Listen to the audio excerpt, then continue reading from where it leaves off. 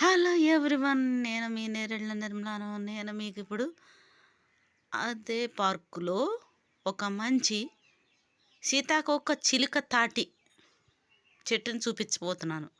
Variety పేరుతో ఉన్న మొక్క చాలా అందంగా ఉంది. పార్కు ఈ చెట్లతో అందంగా కనబడుతుంది. కొబ్బరి చెట్లా ఉంటుంది, తాడి చెట్లా ఉంటుంది, కానీ ఇది కూడా పామ్ జాతికి చెందిందేనమాట. పామ్ ట్రీయే. చూసారా, దీనిని క్రెసాలిడో కార్పాస్ లూటిసెన్స్ అంటారు. దాని పర్యాయపదమైన డైప్సిన్ లూటిసెన్స్ అని కూడా పిలుస్తారు. గోల్డెన్ కేన్ పామ్ అంటారు, అరికే పామ్, చాలా పేర్లు ఉన్నాయి.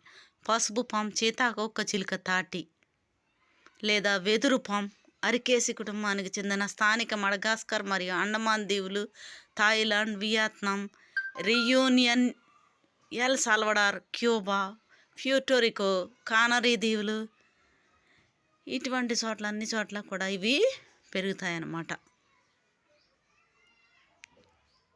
చూడటానికి చాలా అందంగా ఉంది. ఇది పుష్పించే మొక్క కాబట్టి ప్లాంటీ రాజ్యానికి చెందింది. కుటుంబం వచ్చి అరకేసి. దీని యొక్క శాస్త్రీయ నామం క్రెసాలిడో కార్పస్ లూటిసెన్.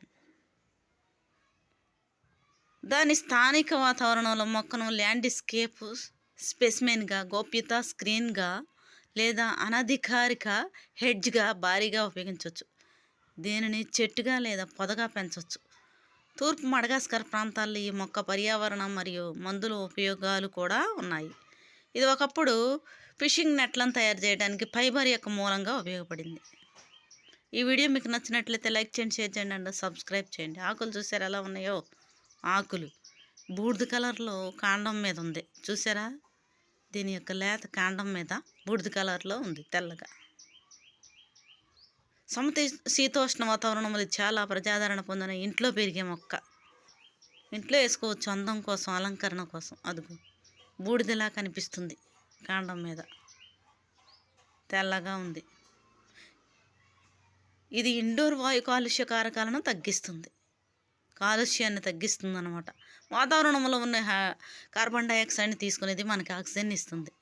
ఈ వీడియో మీకు నచ్చినట్లయితే లైక్ చేయండి, షేర్ చేయండి అండ్ సబ్స్క్రైబ్ చేయండి. ప్రతి మొక్క కూడా వాతావరణంలో ఉండే కార్బన్ డైఆక్సైడ్ని తీసుకొని మనకు ఆక్సిజన్ ఇస్తాయి. అందుకే మొక్కల్ని మనం ప్రేమించాలి.